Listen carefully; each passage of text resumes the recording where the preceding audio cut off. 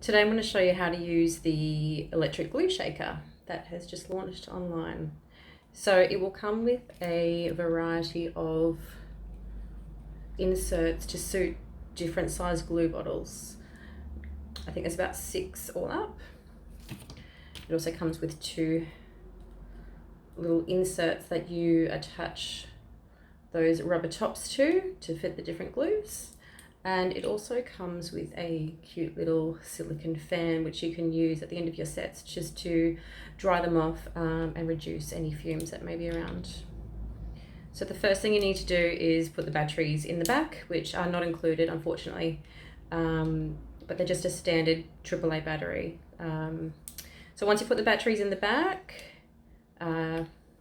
insert a head and the correct size silicone nozzle that will fit the lid of your adhesive best. So once you've done that, you're going to attach the little plastic nozzle to the device and insert the silicone piece on top. I actually have my glue already in this one here. Then all you need to do is turn it on, which is this button right here. So press that one there. It does say you can shake it for 10 seconds and it's enough, but I like to give it a good 30 seconds to mix at the start of my day and then 10 to 20 seconds throughout each set.